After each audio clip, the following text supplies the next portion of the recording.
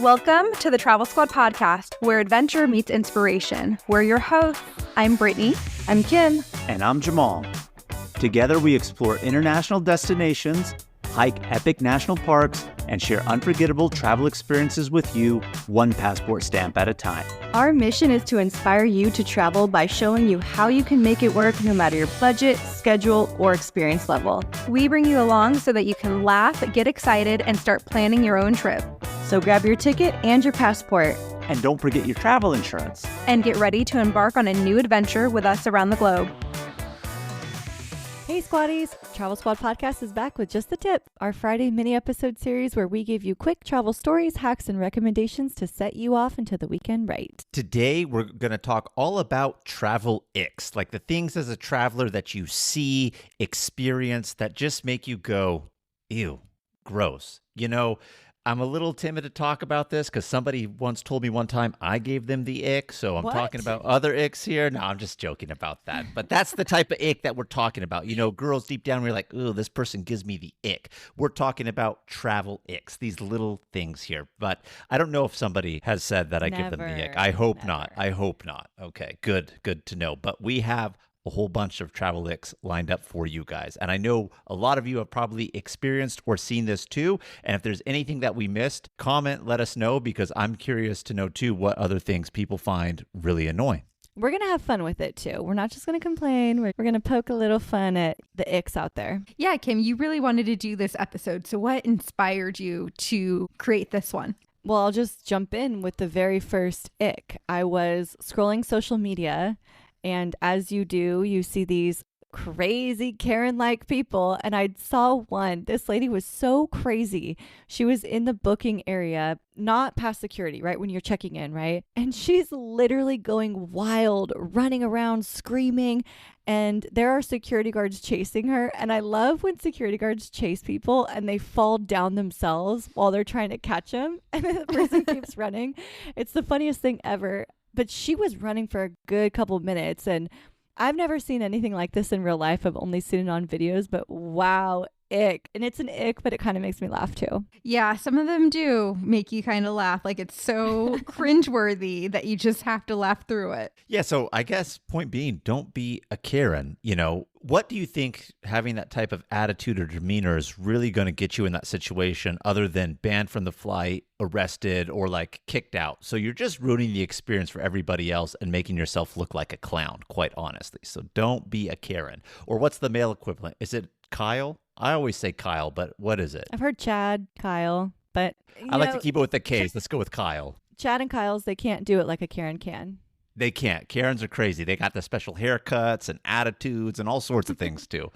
Another ick, I want to talk about this one because I have a personal ick here. Airports with no services, like when everything is closed. And I'm specifically talking to you, Chicago Midway. Oh, yeah, you had like a late night flight there, didn't you? And everything was closed after like 9 p.m. It wasn't late. It was 9 p.m. The entire fucking airport is shut down like it's COVID.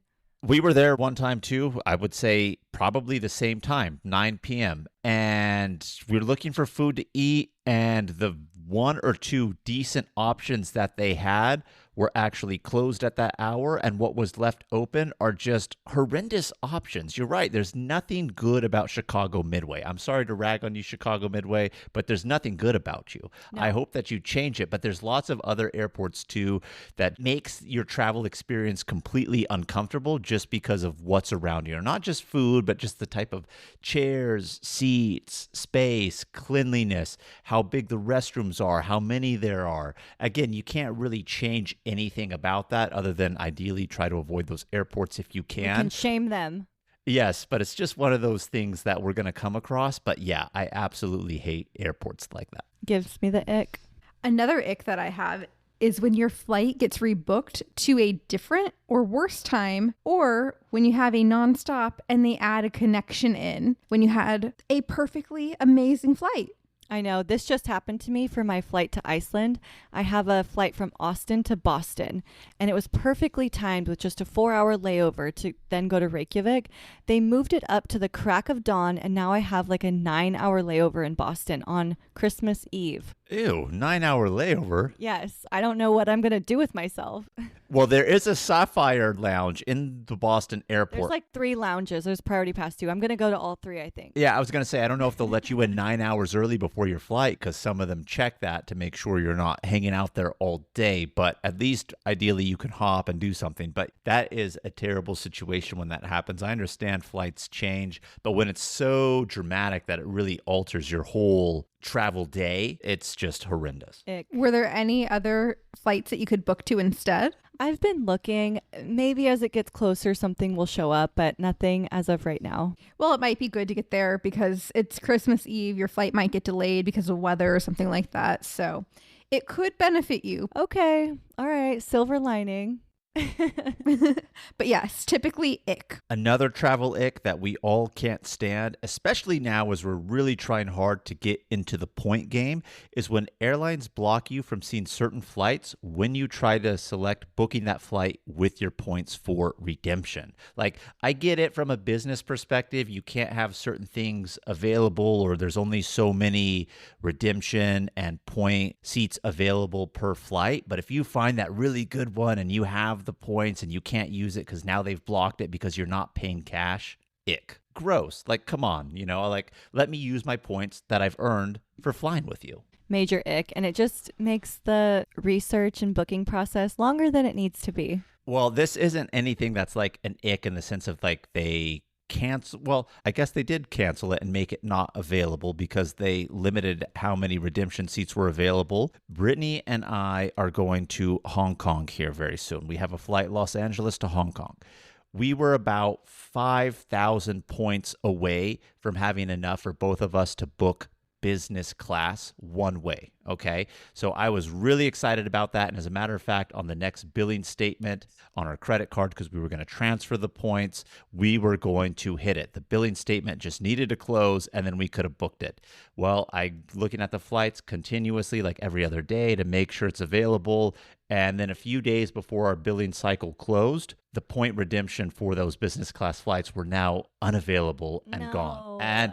And now we're flying premium economy, which is still something, but I was like, we were like 5,000 points away. And I remember even telling Brittany at some point, like, I'm willing to just buy it now and pay the difference of the lack of 5,000 points like in cash, but we didn't do it. So kind of on me, but again, a situation to this where, ick, like, why are you taking away the flights? Because if you go to book it with cash, there are tons of seats available in business class right now. Squatties, we have resources on our website about how to maximize points, travel credit cards, so that you can hopefully get in there and book your stuff with points just like we're trying to do.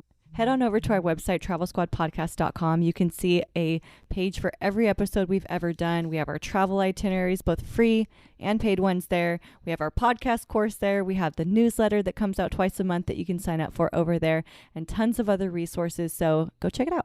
I know every operating system like the back of my hand. When it comes to 5 years of experience and have worked with several people from your company, I've been recognized for my passion. My team is everything.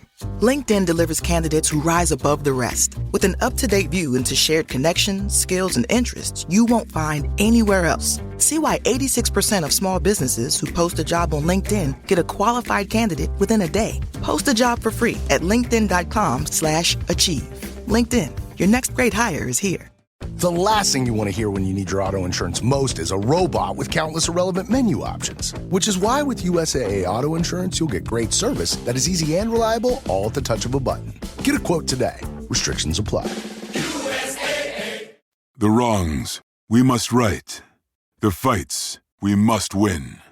The future we must secure together for our nation. This is what's in front of us.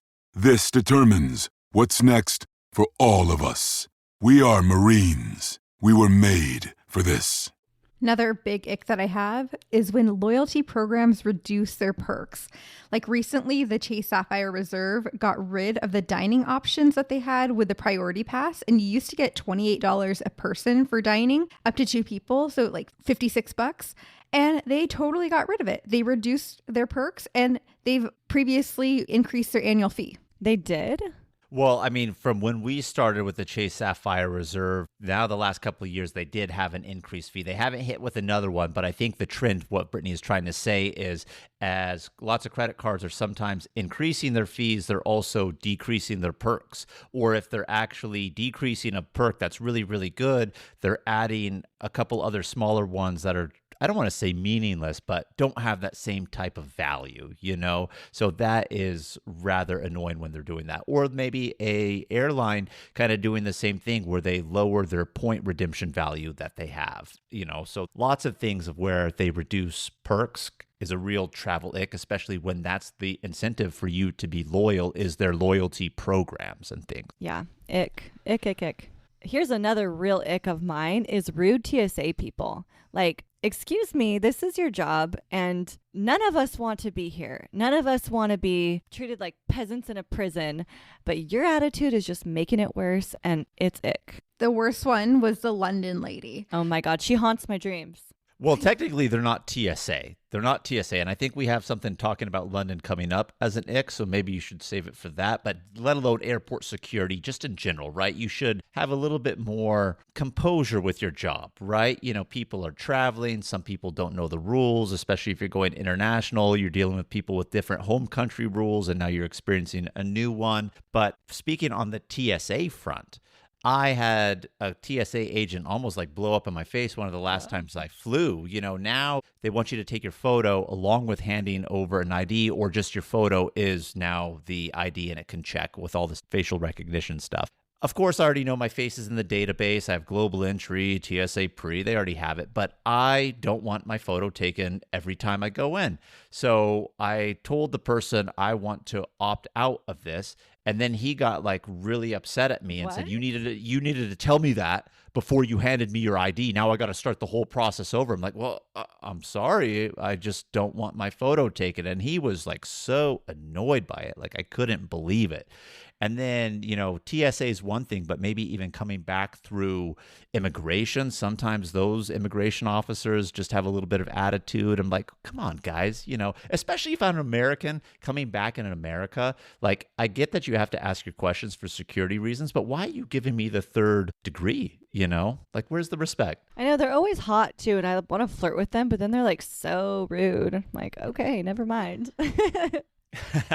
I will say, though, the Austin airport has the nicest TSA agents.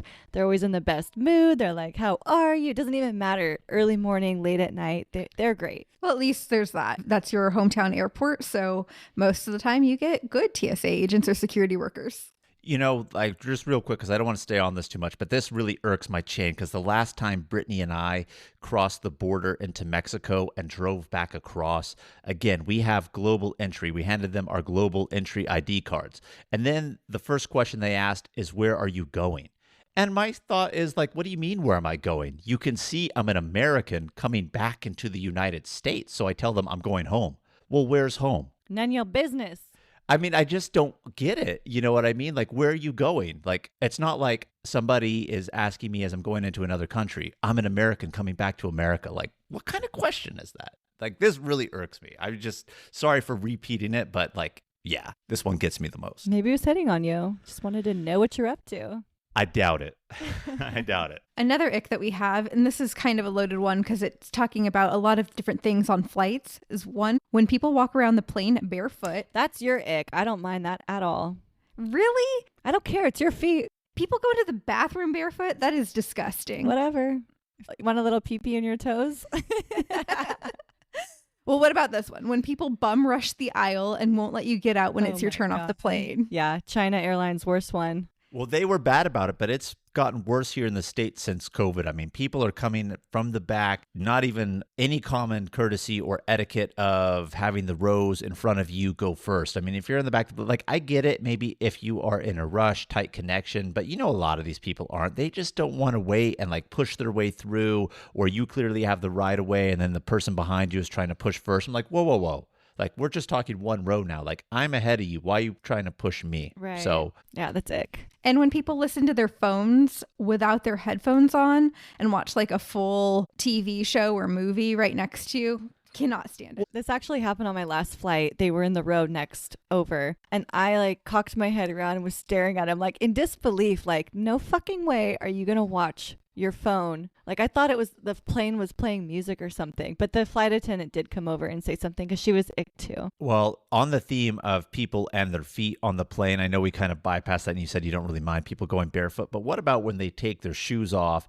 and then they put their feet up on the airplane wall or use the armrest in front of you as a leg rest? Like, I've seen that and it's like, what is wrong with people? You know, I don't care because I'm short and I have done that. Oops.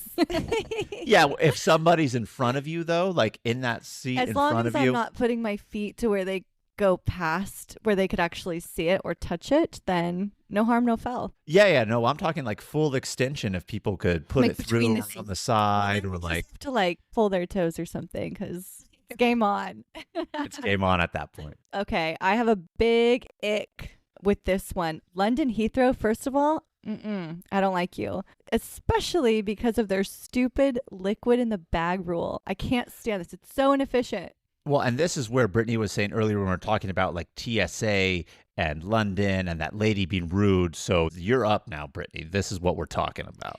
Yeah. So at the London Heathrow Airport, even if you're connecting flight, you have to go through their security. You have to pick up one of their approved plastic bags and transfer all of your toiletries into that bag, and it has to fit and close. If not, the TS lady I got, she was opening the bags up, throwing it all out and saying, repack it, and then making people throw things away, and just was absolutely super rude and crazy. Major ick. Martha Stewart would not approve of this inefficiencies.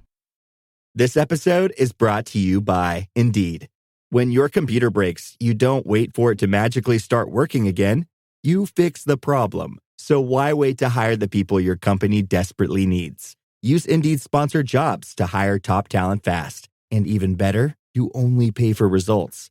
There's no need to wait. Speed up your hiring with a $75 sponsored job credit at Indeed.com/podcast. Terms and conditions apply. Since you're new to H&R Block, we'll look at your returns from the last 3 years for any money your last guy might have missed for free. I could get money back from last year? You could. We'll find any mistakes. Could have really used that 2 years ago when I dated that mistake for 5 months. Don't leave money on the table. Switch to H&R Block and get a free second look review. Second look is included at no additional cost with the purchase of tax preparation. Results vary. All tax situations are different. Fees apply if you have us file an amended return. We're so done with New Year, New You. This year, it's more you on Bumble. More of you shamelessly sending playlists, especially that one filled with show tunes. More of you finding Geminis because you know you always like them. More of you dating with intention because you know what you want. And you know what? We love that for you. Someone else will too. Be more you this year and find them on Bumble.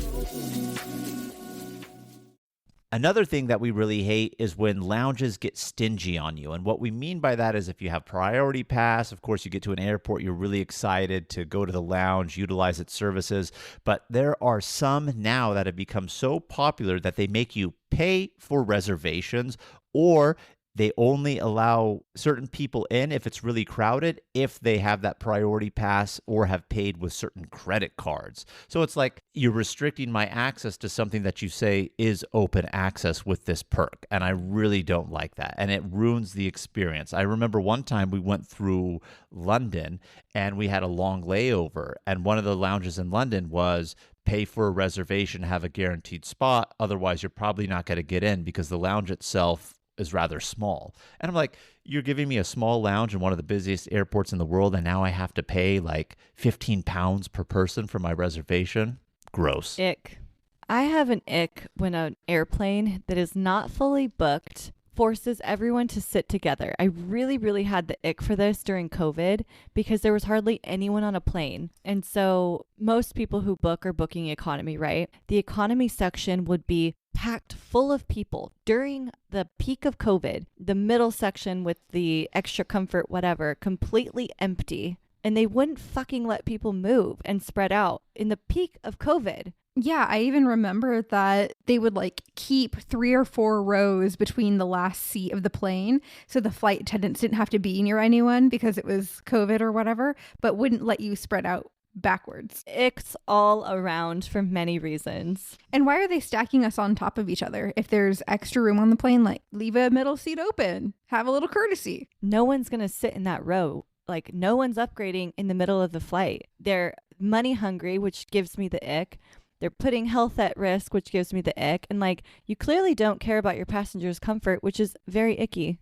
Another ick that I have is when they announce before the flight that the flight is going to be full and for everyone to put just their carry-on in the overhead bin, but put their personal item under the seat, and you see people putting both of their items in the overhead bin. Fight them, Brittany. Should I? Yeah. Maybe I will on the Take next flight. They said only put your carry-on up there. But don't be the Karen from the start of the episode. That's basically what you're asking me to do, though. All right, do it. Fuck it. No. The Karen would be yelling at them saying it. The passive-aggressive Karen, the more polite one, if you want to do something, is calling the flight attendant over and being like, hey, I saw them put their carry-on up there. Or their personal item, I should say. That's what you got to do. You got to let the flight attendant get involved to enforce the rules. Okay, that's how it's done. Mm-hmm. One ick I have on certain flights when all the windows are shut, like long flights especially, you shut the windows because you're trying to get some sleep if you're on a plane for 12 hours. But there's always that one person who keeps their window open. I remember there was a time I was sitting there and the light was blinding me. It hurt my eyes so bad. I had put a pillow up, one of the free pillows that they give you, and I was blocking my face. And the flight attendant actually came over and told the person to close their window because it's just like, ick, like, stop being so rude. Like, I get it if you're on a long haul flight and you happen to be flying for, 10, 12 hours. And technically it's not an overnight because you're flying with the light, you know what I mean? But for you, from your home time, it really should be overnight. You need that sleep. Like, I get that. In general, I know people like to have the window closed sometimes, but I like to open it up every now and then in a situation like that. Look outside, see what I'm seeing. I think it's really aggressive, though, when it's daylight and whether it be an overnight one or not, and you're trying to get some sleep. But we all know there's that certain time of day where the sun just comes through that window real perfectly and it's more like a shining light, like right on your face. That's when it really bothers me, when people don't close it, more so than, it's just like open. But when it just beams in and it hits you and you could feel the burn because of how it's magnifying through the window, that's a problem. Yeah, read the room. You're giving us all the ick. Our final ick of this episode is for you, TSA. Again, we have a lot of icks with TSA. We all have TSA pre, and one of the benefits is you don't have to take your jacket off, your shoes off, your laptop app. But sometimes TSA will say your boots are too big or your jacket's too puffy. Or the other day I was going through and I was wearing a puffy vest when we were coming home from Napa. Nope, you got to go back out, strip down, and walk through like a peasant. What? Ick. Yeah, sometimes my shoes mostly is what gets flagged, but I was in TSA pre-line once and there was a guy who was just wearing a hoodie and they were like, you have to take it off. And he was like, I don't have anything underneath it. So they didn't make him take it off because he pulled up the hoodie and like showed he really didn't have anything underneath it. But like, it's so annoying. I do have a hack for you squatties. If you walk through the X-ray machine very slowly, your shoes will not go off. And I've done this with big boots before where it goes off. And then other times where I walk slowly and it doesn't go off. It works. Why do you think that is? I honestly don't know the science behind it, but it's a glitch in the matrix and it works.